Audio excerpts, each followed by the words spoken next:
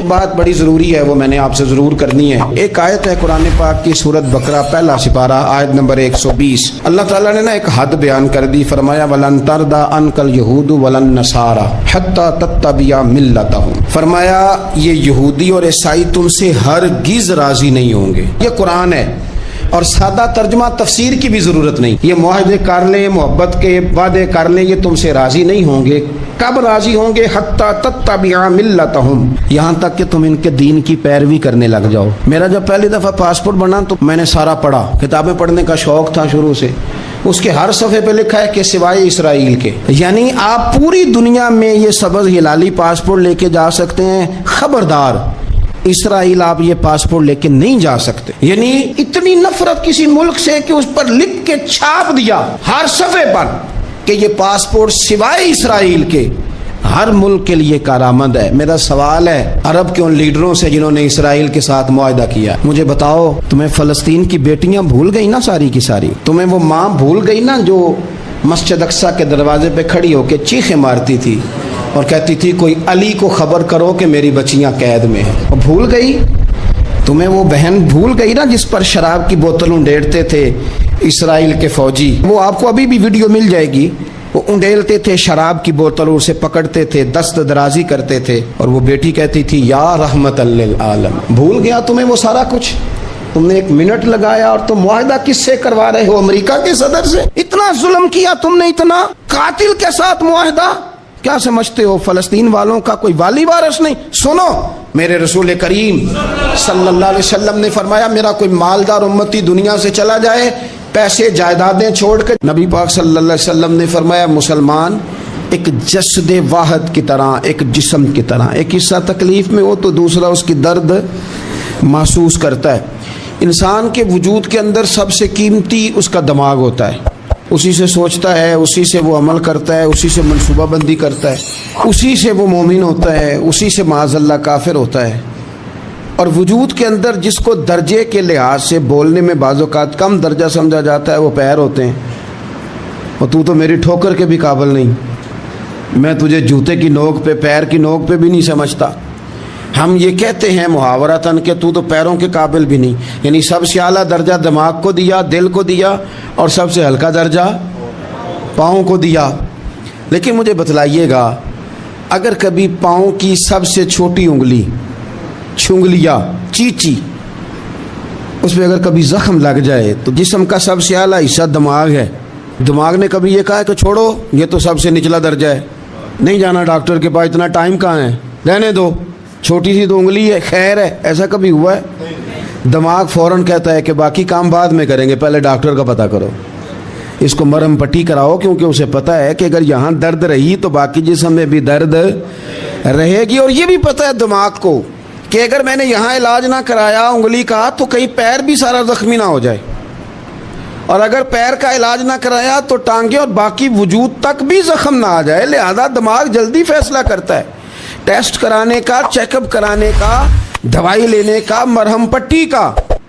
اور میرے بھائی مسلمان ایک وجود کی طرح ہے، یہ تو ہو سکتا ہے کچھ مسلمان ملک غریب ہوں اور کچھ کے پاس تیل کے کنویں ہوں، کچھ کے پاس سونے کے پہاڑ ہوں، یہ تو ہو سکتا ہے کہ بعض اوقات یہ وہ سمجھ لیں کہ ہم اعلیٰ درجے کے ہیں، لیکن یہ یاد رکھیں اگر ایک جسم کی طرح ہیں، سوچتے ہیں اور ہیں، کیونکہ نبی پاک نے فرمایا ہے، اگر اس طرح سوچتے ہیں تو پھر میرا خیال ہے کہ جس طرح تیل کے کنویں والے کو اپنی درد ہوتی ہے نا، سونے کے پہاڑوں والے ملک کو جس طرح اپنی درد ہوتی ہے نا، اس طرح اسے کسی کو بھکارت کی نظر سے دیکھنا نہیں چاہیے، چونکہ جسد واحد ہے۔ اور جسد واحد میں اگر کوئی درجہ بڑا بھی رکھتا ہو کہ جناب ہمارے پاس ایک بڑی جگہ ہے، متبرک جگہ ہے، ہم بڑے ہیں، تو آپ بڑے ہیں، لیکن بڑا دماغ ہی یہ فیصلہ کرتا ہے کہ بھائی وہ چھوٹا سا پیر کا حصہ زخمی ہے، جلدی کرو علاج کراؤ، لیکن بڑے دماغ والا کہے کہ میرا گھر تو محفوظ ہے۔ معراج کی بات کرنے کا تو اب وقت آیا ہے، اس لیے کہ معراج کا سارا واقعہ تو مسجد اقصیٰ کے گرد گھومتا ہے۔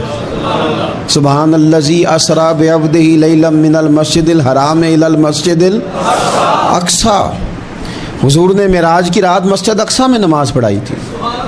اور ایک بار پھر سے طیبہ سے فلسطین میں آ، راستہ دیکھتی ہے پھر مسجد اقصیٰ تیرا۔ ایک بار حضور گئے تھے مکے سے مسجد اقصیٰ، اور پھر حضور فرماتے ہیں جب میں واپس گیا نا تو کفار نے جو کہ مسجد اقصیٰ دیکھی ہوئی تھی تو مجھ سے پوچھنا شروع کر دیا کہ مسجد اقصیٰ کی کھڑکیاں کتنی ہیں، دروازے کتنے ہیں، پلر کتنے ہیں۔ جب انہوں نے سوال جواب کیے تو حضور فرماتے ہیں کہ رب کریم نے مسجد اقصیٰ کو اٹھا کے میرے سامنے رکھ دیا۔ میں دیکھتا جاتا تھا، بتاتا جاتا تھا، کہہ لوں بات کر لوں۔ ایک دفعہ حضور مکے سے مسجد اقصیٰ آئے، اور ایک دفعہ مسجد اقصیٰ میرے نبی کی زیارت کے لیے مکے گئی، حضور کی زیارت کے لیے مکہ شریف گئی۔ او میرے نبی تو صرف کسی چیز کی طرف ایک دفعہ دیکھ لیں تو وہ رحمت کے پھول کھلتے ہیں۔ مسجد اقصیٰ کی طرف منہ کر کے 17 مہینے میرے نبی نے نماز پڑھی ہے۔ مسلمانوں کو پتہ ہی کوئی نہیں، ہماری خبریں ہی اور ہیں، ہمارا درد ہی اور ہے، ہمیں پتہ ہی نہیں بم کہاں برس رہے ہیں، ہمیں یہ خبر ہی نہیں۔ اور میں اس دور میں تقریریں کر رہا ہوں جہاں سوتوں کو جگانا نہیں پڑتا، جاگتوں کو جگانا پڑتا ہے۔ سیانے لوگوں کو سمجھانا ہمارے ذمہ لگ گیا، کیا کریں؟ اس قوم کو سکھانا پڑتا ہے جسے پتہ سارا ہے، لیکن جان بوجھ کے آنکھیں ہماری بند ہیں۔ یہ مولوی کو بات کرتا تو لوگ کہتے دیکھو مولوی گالی دیتا ہے، لیکن اگر قائد اعظم محمد علی جناح کہے کہ اسرائیل امریکہ کی ناجائز اولاد ہے تو پھر تو تمہیں ہضم کر لینا چاہیے نا، پھر تو لیبرل کو بھی ہضم ہونا چاہیے نا کہ قائد اعظم نے کہا ہے، اور اس ناجائز بچے کو تم نے اتنی طاقتیں دے دی کہ وہ مسلمانوں کے قبلہ اول میں نماز پڑھنے والوں کو بھی نہ بخشے۔ کہاں گئی تمہاری وہ انسانی حقوق کی بڑی بڑی تنظیمیں، کدھر گئی؟ اور میرا پاکستانی میڈیا سے بھی سوال ہے، چند دن پہلے سیالکوٹ میں ایک واقعہ ہوا، ناانصافی ہو گئی جی، ناانصافی ہو گئی جی ایک بی بی کے ساتھ۔ ہر بندے نے شور مچایا، بڑے بڑے طوفان اٹھتے ہیں، کیوں ہوا جی کیوں ہوا؟ تو مسجد اقصیٰ کی توہین ہو گئی تو پھر طوفان کیوں نہیں اٹھا؟ ٹاک شو کیوں نہیں ہوئے؟ بحثیں کیوں نہیں ہوئی؟ میں اس موم بتی مافیا کا کیا کروں؟ ان لبرل لوگوں کا کیا کروں؟ ان کے سپورٹروں ووٹروں کا کیا کروں؟ ان سیاسی جماعتوں کے کارکنوں کو کیا نام دوں کہ جو ان فضول بحثوں میں تو وقت ضائع کرتے ہیں، اور وہ مسجد اقصیٰ جس کے بارے میں میرے نبی پاک صلی اللہ علیہ وسلم سے ایک صحابیہ نے پوچھا تھا، یا رسول اللہ مسجد اقصیٰ میں نماز پڑھنا کتنا کو بہتر ہے باقی نمازوں کے مقابلے میں؟ تو حضور نے فرمایا 1000 گنا بہتر ہے۔ بی بی عرض کرنے لگی سونیا میں جا تو نہیں سکتی، دل بڑا کرتا ہے۔ تو حضور نے فرمایا جا نہیں سکتی تو وہاں تیل ہی بھجوا دے، جس میں حاضری لگوانے کی حضور بات کریں جس مسجد میں۔ اور نبی پاک علیہ السلام نے فرمایا خاص کر کے سفر کرنا ہوا تو 3 مسجدوں کے لیے کرنا، ایک مسجد حرام بیت اللہ کے لیے، ایک مسجد نبوی کے لیے، اور تیسرا مسجد اقصیٰ کے لیے۔ بیت المقدس مسجد اقصیٰ معمولی جگہ نہیں، حضور نے فرمایا 3 سفر کرو تو سمجھنا ہم عبادت کر رہے ہیں۔ کون کون سے؟ فرمایا اگر بیت اللہ جاؤ تو عبادت سمجھ کے جانا، مسجد نبوی کی طرف جاؤ تو عبادت ہے، اور مسجد اقصیٰ کی طرف جاؤ تو یہ بھی عبادت ہے۔ اور فرمایا مسجد اقصیٰ میں جس نے ایک نماز پڑھی اسے 25,000 نمازوں کا ثواب ملے گا۔ اور میرے رسول پاک نے یہ وہ مسجد ہے جس کے ساتھ معراج شریف جڑا ہوا ہے۔ قرآن پاک نے کہا کہ اس مسجد میں سبحان اللہ اسریٰ بعبدہ لیلا من المسجد الحرام الی المسجد الاقصیٰ۔ مسلمانوں قرآن کہتا ہے کہ تمہارے معراج کی شان رسول پاک کی مسجد اقصیٰ سے جڑی ہے۔ جس محبوب کو رب معراج کرائے تو مسجد اقصیٰ میں لا کے کرائے۔ وہ جگہ معمولی جگہ ہے، وہ معمولی جگہ ہے مسجد اقصیٰ۔ نبی پاک نے وہاں نبیوں کی امامت کرائی، 17 مہینے اس مسجد کی طرف منہ کر کے تیرے اور میرے رسول نے نمازیں پڑھی۔ چھوٹی جگہ ہے، اور پوری دنیا کا مسلمان اسے چاہیے شرم سے گڑ جائے۔ ایک امریکہ کا صدر بول کے کہتا ہے کہ اسرائیل کو اجازت ہے اسے دارالحکومت بنائے، اور مسلمان حکمران بیان دے رہے ہیں ظالموں لٹیروں تم اپنی سیاستیں چمکانے کے لیے پہلے ایک دوسرے کو گالیاں دیتے ہو، پھر اکٹھے بیٹھ جاتے ہو نمبرنگ کرنے کے لیے۔ تم دین کے اس مسئلے میں سارے اکٹھے کیوں نہیں بیٹھے؟ سارے پاکستان کے سیاستدانوں کو، علماء اور مشائخ کو چاہیے تھا ایک پیج پہ اکٹھے ہوتے، اکٹھے بیٹھ کے ایک بیان ہی دے دیتے، ایک بات ہی کر دیتے. پھر میرا سلوٹ ہے ترکی کے صدر کو، پھر میرا سلوٹ ہے ترکی کے صدر کو. اس نے بہت عرصہ پہلے کہا تھا مسجد اقصیٰ میری خواب میں آئی تھی اور رو کے کہتی تھی آئے مجھے کوئی صلاح الدین ایوبی کا ماننے والا، کوئی آئے مجھے بچائے. کہتے میری خواب میں آئی تھی اور روتی تھی، کہتی تھی کوئی آئے. اور ایک شاعر نے کہا ہے مسجد اقصیٰ نبی پاک کو بھی بلاتی ہے، کہتی ہے ایک بار پھر طیبہ فلسطین میں آ، راستہ دیکھتی ہے پھر مسجد اقصیٰ تیرا، ایک بار پھر سے طیبہ سے فلسطین میں آ، راستہ دیکھتی ہے پھر مسجد اقصیٰ تیرا. کوئی بولا ہے نہیں اتنا مقدس مقام، چھوٹے چھوٹے بیان ہو، کہیں اکٹھے ہو جاؤ، میں بتاتا ہوں تمہیں مسئلے کا حل کیا ہے. میں بتاتا ہوں دو کام کرو، ایک کام وہ کرو جو حضرت سلمان فارسی نے کیا تھا. سنو سنو حل سنو مسئلے کا، میں چھوٹا آدمی ہوں پر حل سنو مسئلے کا. زندگی میں ایک کام مسلمان کر لے، جٹ بن کے، بھٹ بن کے، رائی بن کے، پاکستانی، مصری، سعودی بن کے بڑا جی لیا. ایک کام وہ کرے جو حضرت سلمان نے کیا تھا. جب ایک کافر نے پوچھا آپ کا نام کیا ہے تو فرمایا میرا نام اسلام ہے. بولیے سارے میرا نام. کہا تمہارے باپ کا نام؟ فرمایا اسلام. دادا کا نام؟ کا اسلام. پردادا کا نام؟ بازو تیرا توحید کی قوت سے کمی ہے، اسلام تیرا دیش ہے تو مصطفی ہے. ایک کام وہ کرو جو حضرت سلمان نے کیا تھا. کافر جب پوچھے تو کہو ہم سارے اسلام ہیں، ہم سارے کیا ہیں؟ ہم پہلے مسلمان ہیں، باقی بعد میں کچھ اور چیز. دوسرا کام وہ کرو جو حضرت امیر معاویہ نے کیا تھا.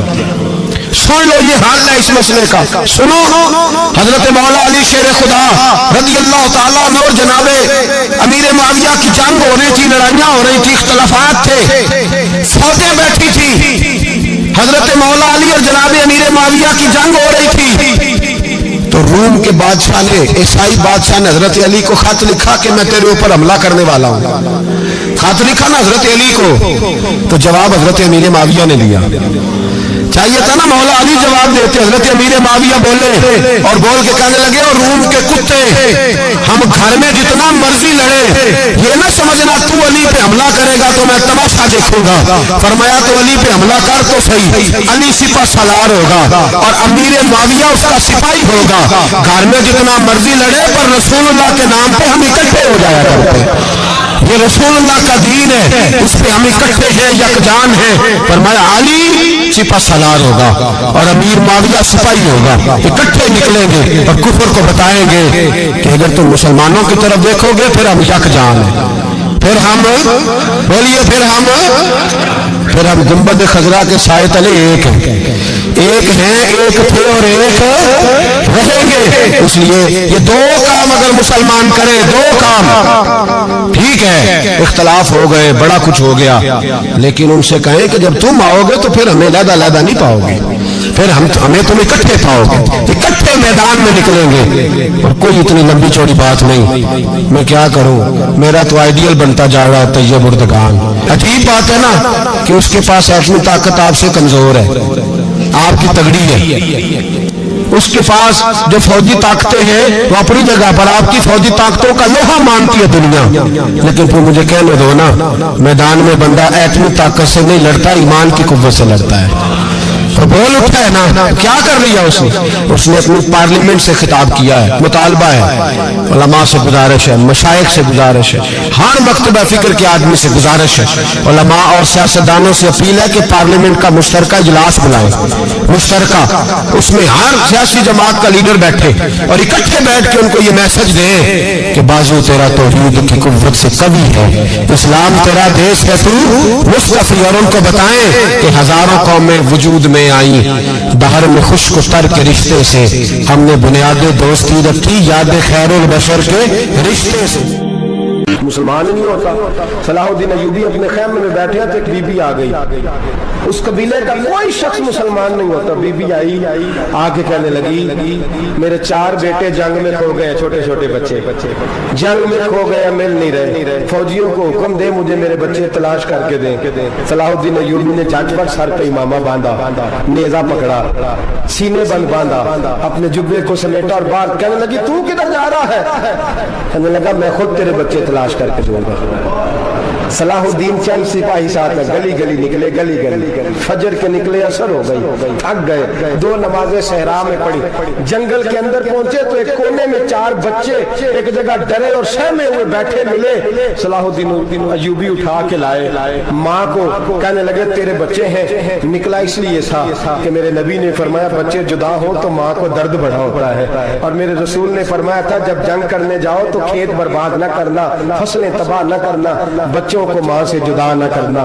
فرمایا میں سوچ رہا تھا تیرے بچے کہیں میری وجہ سے جدا ہو گئے تو مصطفیٰ کو جواب کیا دینا. فرمایا تیرے بچے ڈھونڈ کے لایا ہوں. بچے ماں کے پاس آنے لگے تو ماں نے بڑے بیٹے کے منہ پہ تھپڑ مارا. کہتا اماں کیا ہوا؟ کہنے لگے تو نے سنا نہیں کہ دشمن کے بچوں کی اتنی حفاظت کرتا ہے, میرے پاس نہ جا, اس کے قدموں میں بیٹھ جا. جس نبی کے غلام اتنے سچے ہیں وہ نبی کتنا سچا ہوگا. بنو قریظہ اور بنو نذیر 2 محلے تھے یہودیوں کے. یہودیوں نے بڑی عہد شکنی کی تو نبی پاک صلی اللہ علیہ وسلم نے ان کو بے دخل کر دیا, مدینے سے نکال دیا مدینہ منورہ سے. یہودی نکل گئے مدینہ طیبہ سے, تو جب وہ نکل کے جا رہے تھے تو ان کے مکان, ان کے باغ, ان کی جائیدادیں بچ گئی. نبی پاک علیہ السلام نے انصار مدینہ کو پہلے بلایا. جاگ رہے ہیں نا آپ لوگ؟ پیسے آتے کسی کو برے لگتے ہیں, اب تو یہ بھی حلال حرام کی تمیز بھی اٹھتی جا رہی ہے. جائیداد, باغ, مال, علاقہ خالی ہوا ہے, وہ چلے گئے. لوگ تو ڈھونڈتے پھرتے ہیں. اللہ خیر فرمائے, شاملہ ہر جگہ ملتی نہیں ان شہروں میں, وہ کس کس نے نام کرا لیا, کدھر گئی ہے کوئی خبر ہی نہیں, خالی جگہ پڑی ہے. میرے نبی پاک علیہ السلام نے پہلے انصار مدینہ کو بلایا. حضور نے فرمایا انصاریوں بہت بڑی جائیدادیں یہودیوں کی, بنو نذیر اور بنو قریظہ محلے خالی ہو گئے, میرا دل کرتا ہے وہ تمہیں دے دوں, اس لیے کہ تم نے اپنے مہاجر بھائیوں کے ساتھ بڑا تعاون کیا, جائیدادیں تم نے دے دی ہیں, مکانات دے دی ہیں, بڑا کچھ تم نے دیا ہے, میرا دل کرتا ہے وہ تمہارے نام کر دوں. تو انصار مدینہ کیا کہنے لگے یا رسول اللہ دے تو ہم نے دیا ہے پر وہ بیچارے جھجکتے ہی رہتے ہیں, وہ جھجکتے ہی رہتے ہیں, کھول کے ہماری چیزیں استعمال نہیں کرتے. تو حضور ہم تو پہلے ہی انصار ہیں, ہمارے پاس بڑا کچھ ہے, آپ مہربانی فرمائیں وہ سارا کچھ مہاجروں کو دے دے, مہاجرین کو ہمیں نہیں چاہیے. اب چلے گئے بات کر کے, میرے حبیب پاک نے مہاجروں کو بلا لیا. فرمایا بنو نذیر اور بنو قریظہ قبیلے کی جائیدادیں آئی ہیں, تمہارے پاس بظاہر جو چیزیں ہیں بھی وہ بھی انصار مدینہ کی ہیں, تو میرا یہ خیال ہے کہ وہ سارا کچھ تمہیں دے دیا جائے. ابو بکر صدیق رضی اللہ تعالیٰ عنہ کہنے لگے یا رسول اللہ صلی اللہ علیہ وسلم ہمارے انصار بھائیوں نے ہمارے لیے دل تک کھول دیے ہیں. حضور انہوں نے ہر چیز بانٹ کے ہمارے سامنے رکھ دی ہے, ہم اتنے خرد غرض ہیں کہ سارا کچھ لپیٹ جائیں. کہ حضور ہمارے پاس جو مکان ہے وہ ہے, ہم کاروبار کر رہے ہیں, تجارتیں کر رہے ہیں, مزدوریاں کر رہے ہیں, ہم انشاءاللہ اور بنا دیں گے. آپ یہ ہماری طرف سے ہمارے انصار بھائیوں کو گفٹ کر دیں, آپ انہیں دے دیں. میرے حبیب کی آنکھوں میں آنسو آ گئے. میرے نبی پاک علیہ السلام رو پڑے, یا رسول اللہ کیوں روتے ہیں؟ فرمایا تمہارا یہ بھائی چارہ قائم رہا تو اللہ اسلام کو بڑی قوتیں عطا فرمائے گا, اللہ طاقتیں دے گا اسلام کو. اگر تمہارا یہ رنگ قائم رہا, یہ انداز, میرے غلاموں تمہارے یہ طور طریقے, کہ بھائی کہتا ہے دوسرے کو, دوسرا کہتا ہے تیسرے کو. مسلمانوں کی نا ایک تعداد لڑتے لڑتے لڑتے لڑتے دور چلے گئی. تاتاریوں نے قید کر لیا. 4 مسلمان تھے, تبلیغ کرنے گئے, جنگ کرنے گئے, جہاد کرتے کرتے کافروں سے لڑتے لڑتے تاتاری قوم میں چلے گئے. وہاں قید کر لیے گئے تو سزائے موت کا حکم ہوا. 4 بزرگ تھے, سزائے موت کا حکم ہوا تو تاتاری بادشاہ جو تھا وہ بڑا خلاف تھا, بڑا سخت مخالف تھا مسلمانوں کا. اس نے کہا کہ ان کو جب پھانسی دینا نا مسلمانوں کو تو میرے سامنے دینا. اب 4 عالم ہیں, 4 صوفی ہیں, سفید داڑیاں, سر پہ امامے. پھانسی کا وقت آیا تو جو پھانسی گھاٹ ہے وہ ایک ہے, چاروں کو کٹھے پھانسی نہیں ہو سکتی. ایک کو کہا کہ ایک ایک کر کے ان کو پھانسی دو. جب پھانسی کا وقت آیا نا تو جو سب سے پیچھے صوفی تھے وہ دوڑ کے آگے آئے, کہنے لگے بادشاہ پہلی باری میری لگا پہلی. اب بادشاہ نے کہا ٹھیک ہے اسے لٹکا دو. وہ قریب آئے تو دوسرے دوڑ آئے, کہنے لگے نہیں نہیں پہلی باری میں نے زیادہ کافر قتل کیے, میرا بڑا جرم ہے, مجھے پہلے سزا دو. ان کو پھانسی دینے لگے تو تیسرے آ گئے, کہنے لگے نہیں یہ تو میرا قتل کرتا تھا, رستے میں بتایا کرتا تھا, ڈھونڈ کے میں بتلاتا تھا کہ یہاں زیادہ تعداد ہے, مجھے پہلے پھانسی دو. تیسرے کے ساتھ بات ہو رہی تھی تو چوتھا دوڑا آیا, کہنے لگا یہ رستے بتاتا تھا, یہ تبلیغ کرتا تھا, یہ سارا کچھ کرتا تھا, لیکن کہا یہ کہتے کہ چلو واپس چلتے ہیں. میں جانے نہیں دیتا تھا, میں کہتا تھا اور کافر مارنے اور علاقے فتح کرنے, میرا جرم بڑا ہے, مجھے پہلے پھانسی دو. بادشاہ کہنے لگا مجھے 35 سال ہو گئے حکومت کرتے, بڑی دنیا کو پھانسی دی ہے, لوگ تو ایک دوسرے کو دھکے دیتے ہیں کہ پہلے تو جا پہلے تو جا, اور تم کیسی قوم ہو کہ ایک دوسرے پہ قربان ہو رہے ہو. کہنے لگا تم ایک باپ کی اولاد ہو, جاگ رہے آپ لوگ. تاتاری بادشاہ, کافر بادشاہ, اسلام کی مخالفت کرنے, ایک باپ کی اولاد ہو کا نہیں, ایک قبیلے کے رہنے والے ہو کا نہیں, ایک ملک کے رہنے والے ہو نہیں. اس نے کہا رشتہ کیا ہے, تمہارا رشتہ کیا ہے؟ تو بول کے کہنے لگے خدا ایک ہے, نبی ایک ہے. خدا ایک ہے اور نبی منفرد ایک ہے, اس قوم کی نقصان بھی ایک ہی, سب کا نبی, اللہ بھی, قرآن بھی ایک. کیا ہی اچھا تھا ہوتے اگر مسلمان بھی ایک, یوں تو سید بھی ہو, مرزا بھی ہو, افغان بھی ہو, تم سبھی کچھ ہو بتاؤ کہ مسلمان بھی ہو. فرمایا ہمارا اللہ ایک ہے, نبی ایک ہے, تو کہا پھر ایک دوسرے پہ جان کیوں دیتے ہو؟ فرمایا ہمارے نبی نے ہمیں بھائی بھائی بنا دیا ہے, بھائی کا دل نہیں کرتا اس کی آنکھوں کے سامنے بھائی چلا جائے, ہمارا دل نہیں کرتا پہلے مجھے دے پہلے مجھے دے. بادشاہ کہنے لگا تمہارا جذبہ مجھے متاثر کر گیا, جاؤ میں تم چاروں کو آزاد کرتا ہوں, تمہیں آزاد کرتا ہوں. میرے دوستو یہ رنگ تھا, دیکھیں نا, یہ اس دھرتی نے نظام دیکھا ہے نا, اس فلک نے پہلی بار دیکھا, اس زمین نے پہلی بار, اور میرے حضرت صاحب فرمایا کرتے تھے زمین تڑپ کے روئی, اس نے پہلی دفعہ دیکھا. احد کا میدان ہے, 3 صحابہ تپتی ہوئی زمین پہ زخموں سے چور چور پڑے ہیں. حضرت انس بن نضر رضی اللہ تعالیٰ عنہ پانی کا پیالہ لے کے پہنچے, ایک زخمی سے کہا تجھے پانی پلانا ہے, تو کہنے لگا میرے زخم تھوڑے ہیں, وہ جو ساتھ پڑا اس کے زخم گہرے ہیں, پہلے اسے پانی پلا دے, جا اسے دے دے. اس کے پاس پہنچے تو وہ کہنے لگا وہ مجھ سے پہلے گرا تھا, اس کا زخم زیادہ گہرا ہے, اسے پانی پلا. تیسرے کے پاس گئے تو کہنے لگا چوتھا تڑپ زیادہ رہا ہے, اس کی عمر زیادہ ہے, میں تو جوان ہوں برداشت کر لوں, بڑھاپے کی وجہ سے نڈھال ہو گیا, پہلے اسے پانی پلا. چوتھا کہنے لگا 5ویں کے پاس جا, 5واں کہنے لگا 6ٹھے کے پاس جا.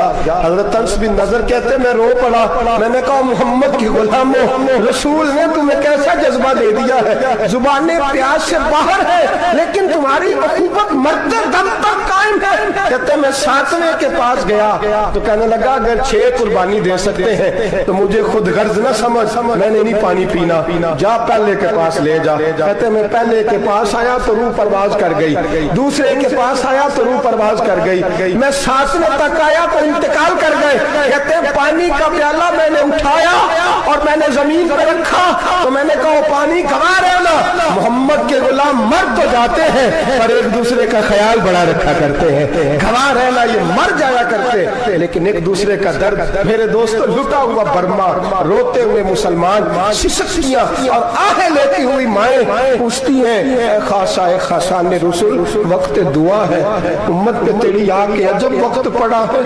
وہ دین جو بڑی شان سے نکلا تھا وطن سے, پردیس میں وہ دین آج غریب الغربا ہے. فریاد ہے اے کشتی امت کے نگہباں, بیڑا یہ تباہی کے قریب آن لگا ہے. اور کیا خوبصورت جملے کہے تھے کہ نبی پاک صلی اللہ علیہ وسلم نے حضور نے فرمایا تھا میرا مومن ایک جان کی طرح ہوتا ہے، ایک جان کی طرح ہوتا ہے، ایک کو تکلیف ہو جسم کے ایک حصے کو سارا حصہ پریشان ہوتا ہے، فرمایا یہ ایک مکان کی طرح ہے، ایک اینٹ دوسری اینٹ کو مضبوط کرتی ہے، فرمایا یہ مضبوط لوگ ہیں، یہ مضبوط لوگ۔ حضرت عمر فاروق کا زمانہ ہے، ایک آدمی نے سیری بھیج دی ایک گھر میں بطور تحفہ، قحط کا زمانہ تھا، گوشت ملتا نہیں تھا، جانور، ایک آدمی نے سیری بھیج دی ایک آدمی کے گھر میں۔ اس نے کیا کیا؟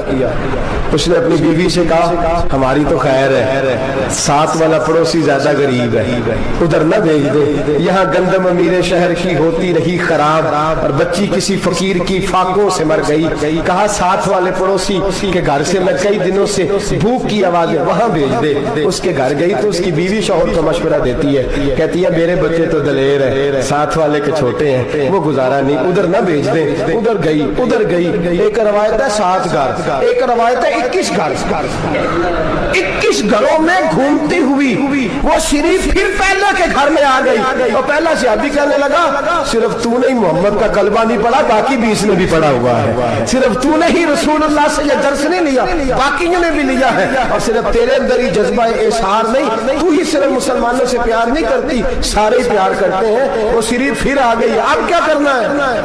اب کیا کرنا ہے؟ امام نبوی نے لکھا ہے، وہ کہنے لگی کرنا کیا ہے؟ پکاؤں گی میں اور کھائیں گے 21 گھر، پھر بھی اکیلے نہیں کھائیں گے، پکاؤں گی میں اور کھائیں گے 21 گھروں کے مطابق شوربہ پکا، اور پھر برتن میں ڈال کے وہ بی بی ایک گھر کا دروازہ کھٹکھٹاتی ہے، کہتی ہے مصطفیٰ کے غلاموں نکلو باہر اور کھاؤ، اس لیے کہ جس نبی نے مجھے پیار کا حکم دیا اسی نے تمہیں بھی پیار کرنا سکھایا ہے، یہ رنگ چشم فلک نے سکھایا ہے۔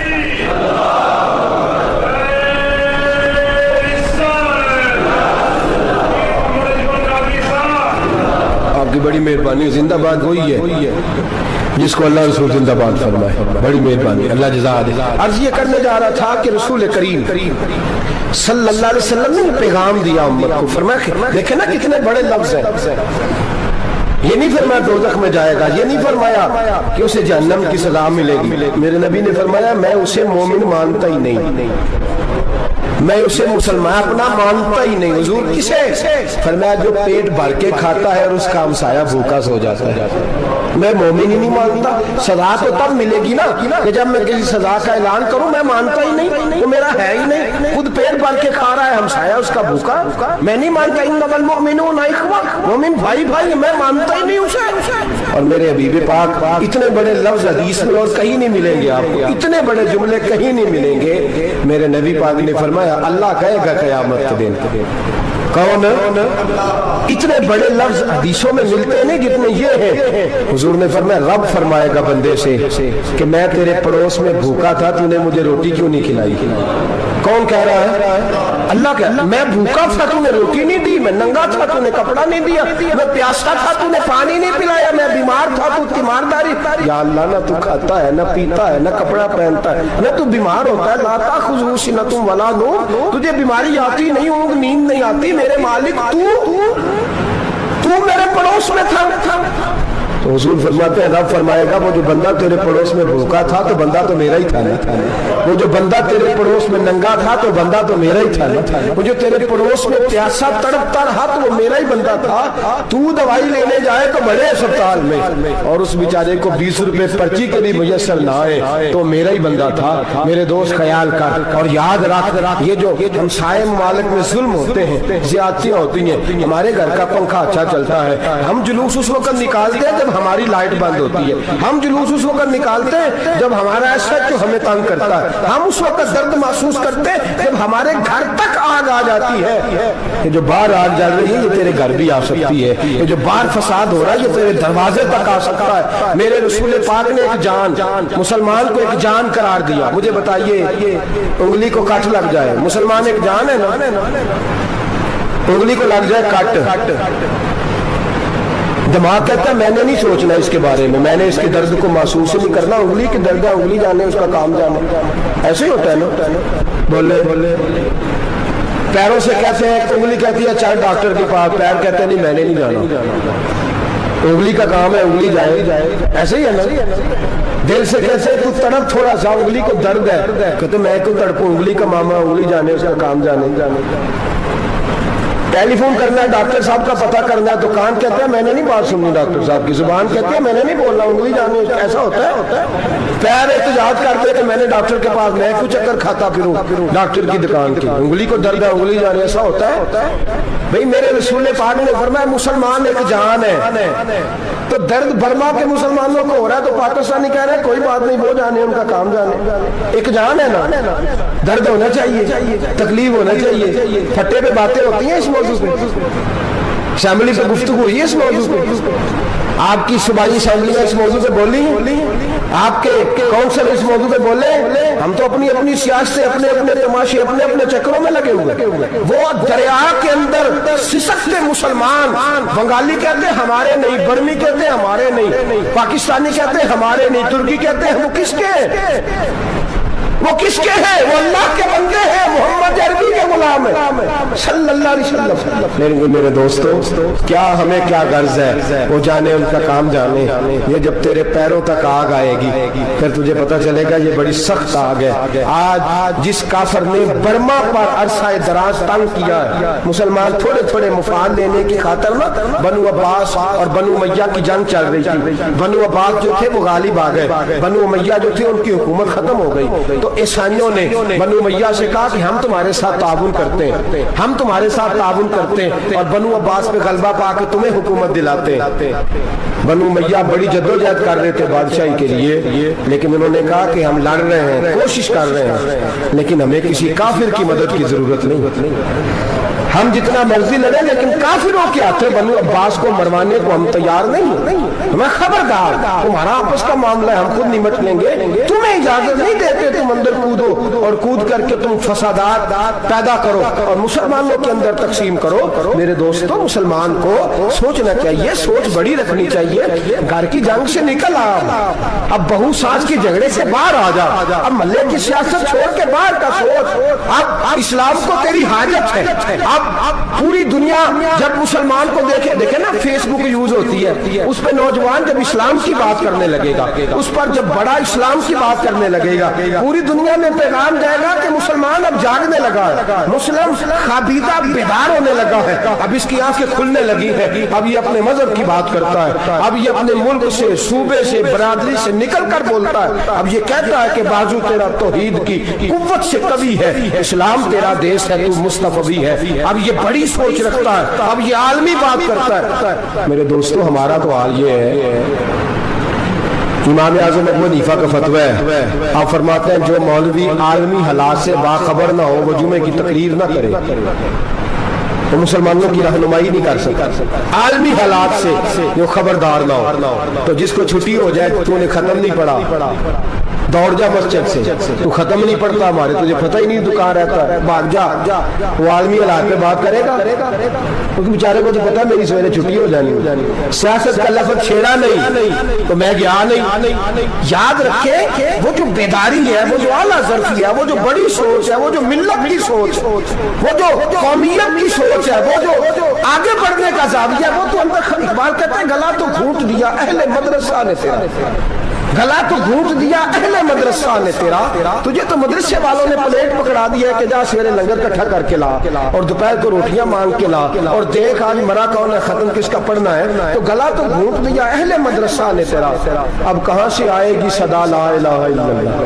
تو گھونٹ دیا تیرا گلا, تو کیسے بڑی بات کرے گا. بڑی بات کے لیے بڑی سوچ چاہیے, بڑی تبودو چاہیے, بڑی کوشش چاہیے, بڑا حوصلہ چاہیے. مسلمان چھوٹی چھوٹی لڑائی میں, چھوٹی چھوٹی جنگ میں, ایک دکاندار دوسرے دکاندار سے لڑ رہا ہے, گلی والا دوسری گلی والی سے لڑ رہا ہے, محلے والا محلوں پہ اعتراض. ایک شہر میں رہنے والے میں نے دوسرے محلے پہ اعتراض کرتے دیکھے. یقین کریں, ایک شہر میں رہنے والے, علاقے میں بسنے والے کہتے ہیں بھائی توبہ ہے اس محلے تو, کہ اللہ ہی بچائے. لا حول ولا قوت. وہ جو تقسیم در تقسیم کی سوچ ہے, اس نے چھوٹے چھوٹے ٹکڑوں میں مسلمانوں کو بانٹ دیا ہے. چھوٹی چھوٹی تقسیم ہے, چھوٹا چھوٹا ہمارا مزاج ہے, چھوٹی سوچ ہے. بڑی سوچ کی بات سنیے, صلاح الدین ایوبی, جاگ رہے نا آپ لوگ, تو آخر حضرت صاحب ایڈی وڈی گل چھیڑ چڑی ہے, یہ مطلب ہی کوئی نہیں, کنے برما جانا ہے تو کنے مدد کرنی ہے. میں تو بھائی فریضہ سر انجام دے رہا ہوں. میرے نبی نے فرمایا برائی کو یا ہاتھ سے بدل, ہاتھ سے نہیں بدل سکتا تو زبان سے تو بولنا. تو میں معذور ہوں, کمزور آدمی ہوں, ہاتھ سے بدلنے کی طاقت نہیں رکھتا, تو دوسرے درجے پہ تو مجھے عمل کرنے دو نا. اثر کرے نہ کرے سن تو لے میری فریاد, نہیں ہے داد کا طالب یہ بندہ آزاد, رونے تو دو, تڑپنے تو دو, آہیں تو بہانے دو, سسکیاں تو لینے دو, مار کھائیے تو تڑپنے تو دو. وہ قرآن پاک برما میں پابندی لگی ہے تو میں یہاں سوچنے لگا ہوں کہ وہاں تو پابندی لگی ہے, یہاں پہلے لوگ کوئی نہیں پڑھتی. معاذ اللہ تعالیٰ حالات دن پہ دن مسلمانوں کے لیے ایک ایک کر کے. افغانستان میں جو آگ لگی تھی پھر وہ عراق میں بھی لگی, پھر وہ لیبیا میں بھی لگی, پھر وہ مصر میں بھی لگی, پھر وہ یمن میں بھی لگی, سعودی عرب میں دھماکے ہوئے, میرا دل تڑپا ہے, مجھے پریشانی ہوئی, میں بچے پاس تھے, میں بڑا ڈسٹرب ہوا. میں نے کہا یار یہ ہمارا سب کا اجماعی عقیدت کا مرکز ہے, ہم کم از کم ہزار اختلاف کے باوجود کہا کرتے تھے کہ عرب میں امن ہے یار, وہاں سکون ہے, وہاں دکانیں کھلی چھوڑ کے لوگ چلے جاتے ہیں, وہاں بھی فساد ہونے لگا, وہاں بھی آگ بڑھ گئی ہے. لیکن ہم صرف چھوٹی چھوٹی کر کے جب آگ بجھانے کی کوشش کریں گے اس وقت آگ نہیں بجھے گی. جب ہر آدمی اپنے پیالے میں پانی لے کے آئے گا, ہر شخص اپنے گھر کی نل چلائے گا, ہر شخص نلکا چلائے گا اور پانی نکال کے یہ آگ بجھائے گا, تب یہ آگ بجھے گی. ہر آدمی کو کردار سوچ بڑی کرے, نظریہ بڑا کرے, ملت کی بات کرے, مسلمان ہو کے سوچے, مسلمان ہو کے سوچے. خدا را نکلے یہ گھر کے جھگڑوں سے, تھوڑی دیر کے لیے اپنے آپ کو بڑا کرے, بڑی سوچ آپ بنائیں. جب دوستیاں لگائیں, یارانیں لگائیں, کہ چھوٹے موٹے حساب سے بچیں. بابا بلے شاہ صاحب فرماتے کوڑے ورک کتاب نہیں ہوندے, کوڑے ورگ کتاب نہیں ہوندے, پتھر دل گلاب نہیں ہوندے, او بلیا یاری سوچ کے لائی یارا نال حساب نہیں ہوندے. پھر ذرا نکلے اس حساب کتاب سے بات, بلیا یاری سوچ کے لائی یارا نال حساب نہیں ہوندے. پھر ذرا بڑا ذہن کرے, چھوڑے اپنے حساب. یبصرون اعلی انفسہم ولنبلونکم بشیء من الخوف والجوع ونقص من الاموال والانفس والثمرات. پھر حساب کتاب سے نکلے, پھر امام علی مقام کی طرح یہ سوچ بنائے کہ حسین کے بچے چلے جائیں تو کوئی حرج نہیں, امت پر آنچ نہیں آنی چاہیے. ایک امام علی مقام, کل تک امام میدان میں کھڑے تھے تو اکیلے تھے, لیکن آج پوری دنیا کہتی ہے حسین ہمارا ہے, حسین ہمارا. آج نظریہ امام علی مقام زندہ ہے, تو اکیلا ہے تو کھڑا ہو. یہ نہ کہا کر چھوٹی سی مسجد ہے, ایک کونا اگر کھڑکاوا مولانا تقریر کر رہے ہیں تو کیا بنے گا, ایک آواز کہیں سے گونجا کرتی ہے, پھر اس میں تاثیر میرا اللہ پیدا فرما دیا کرتا ہے, پھر اس کے اندر قوت میرا رب پیدا فرما دیا کرتا ہے, پھر اللہ اس میں تاثیر پیدا کر کے چار دانگ عالم میں پھیلا دیا کرتا ہے. صلاح الدین ایوبی, مسلمانوں پہ ظلم ہوا, فلسطین میں آگ لگی اور پورے فلسطین کی گلیاں خون سے بھر گئی. ایک دن کے اندر 70,000 مسلمان قتل ہوا. گھوڑوں سے سڑکوں پہ چلا نہیں جاتا تھا, گھوڑے پھسلتے تھے, اتنا خون تھا, اور کچی سڑکیں تھی, اتنا خون تھا. پہلے کچی زمین میں خون پیا, پھر خون اس سے باہر آیا, پھر بھی اتنا سخت 70,000 آدمی قتل ہوا. صلاح الدین ایوبی کون تھے؟ میرے غوث اعظم جیلانی کے مدرسے کے طالب علم تھے. جامعہ نظامیہ مدرسہ, یہ مدرسے ہیں جنہوں نے دین کے مجاہد پیدا کیے, مدارس ہیں انہوں نے دین کے مجاہد پیدا کر کے پوری دنیا کے اندر پھیلائے ہیں. مدارس کے اندر دہشت گردی آئی, میں اختلاف نہیں کرتا, لیکن ابھی بھی مدرسے ہیں جن مدرسوں سے رسول اللہ کے دین کا سچا درس دیا جاتا ہے, امن پیار اور محبت کی فضا کو عام کیا جاتا ہے وہ مدارس, اور انشاءاللہ قیامت کی صبح تک وہ مدرسے قائم رہیں گے. صلاح الدین ایوبی مدرسے کے طالب علم ہے, مدرسے کا, لیکن مدرسہ اس کا تھا جو ساتھ درویش بھی تھا, جو ساتھ اللہ رسول کے احکامات محبت کے ساتھ کھلانے والے غوث اعظم جیلانی کا مدرسہ تھا.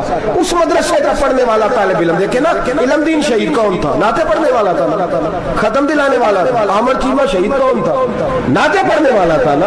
یہ نعتیں وہ چیز ہوتی ہے جو دلوں کے اندر اثر پیدا کر دیتی ہے, جو نبی پاک کی محبت کو پروان چڑھاتی ہے, اور یہی چراغ جلے گا تو روشنی ہوگی. صلاح الدین ایوبی اکیلا اپنے دوستوں سے کہنے لگا مسلمانوں کی مدد کی, چند سالوں میں نکلو مدد کرے. انہوں نے کہا تیرے نکلنے سے کیا ہوگا؟ کہنے لگا میں نے نہیں نکلنا, میرے اللہ نے میری مدد کرنی ہے, میرے اللہ نے میری اٹھ باندھ کمر کیا ڈرتا ہے, پھر دیکھ خدا کیا کرتا ہے. تو میں مجھے نکلنے دے, اللہ میری مدد کرے گا. تھوڑا تھوڑا کر کے فوج جمع کی, کوشش کی. چند سالوں کے بعد اسی جگہ جہاں مسلمانوں کا خون بہا تھا, اللہ نے اسلام کا جھنڈا پھر سے بلند کر دیا.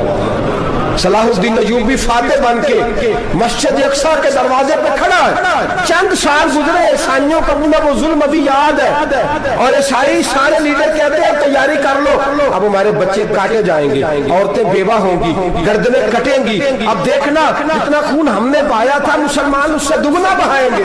सलाहुद्दीन अयूबी घोड़े पे खड़े हैं और पूछते हैं, ओ ईसाइयों बताओ तुम्हारे साथ क्या करूं? गर्दनें झुक गईं, जवाब कोई भी नहीं। कहा तुमने 70,000 मुसलमान एक दिन में मारा था, बोलो तुम्हारे साथ क्या करूं?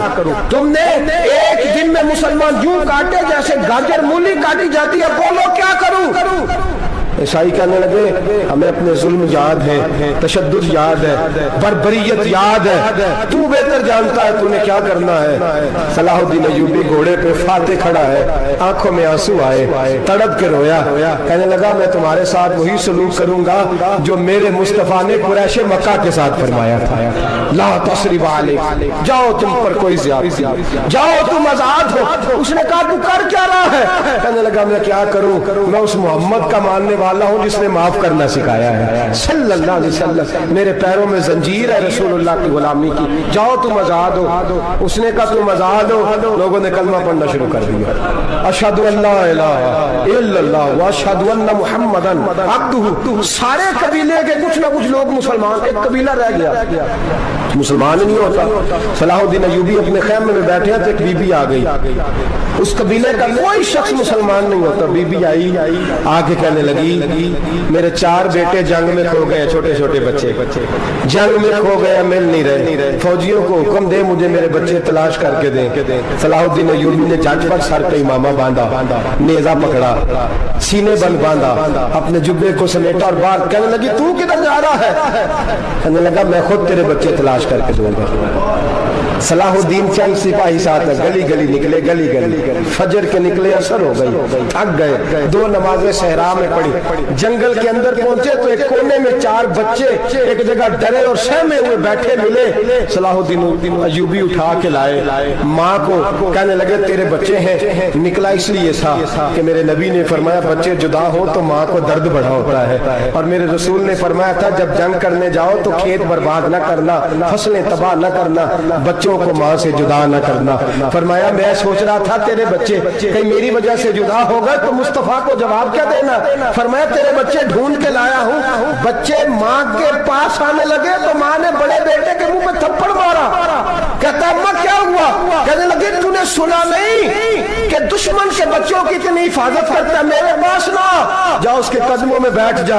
जिस नबी के गुलाम इतने सच्चे हैं वो नबी कितना सच्चा होगा, जिस नबी के नौकर इतने खड़े हैं वो नबी कितना खड़ा होगा। जा जाके कलमा पढ़ ले। मेरे दोस्त ये इस्लाम है, इसने गैरों का दर्द भी अपने सीने में रखा। इकबाल कहता है सारे जमाने का दर्द हमारे ही सीने में है। बर्मा का मुसलमान हो या इराक, लीबिया, अफगानिस्तान, कश्मीर का मुसलमान हो, मेरे दोस्त वो गैर नहीं है, वो तेरा अपना है। उसका रंग न देख, उसकी बोली न देख, उसका कबीला और इलाका न देख, देख के वो तेरे रसूल का कलमा पढ़ता है, वो देख के वो काबे की तरफ मुंह करके नमाज पढ़ता है, देख के तेरा और उसका निशाबे जिंदगी कुरान एक है। मेरे दोस्त कुछ नहीं कर सकता तो दुआ तो कर दिया कर, कुछ नहीं कर सकता तो इल्तिजा तो कर दिया कर। अल्लाह के हुजूर ये तो कहा कर कि अल्लाह मुसलमान जहां भी हैं तो उनकी मदद फरमा, अल्लाह मुसलमान जहां भी हैं तो उनकी गैबी इमदाद फरमा।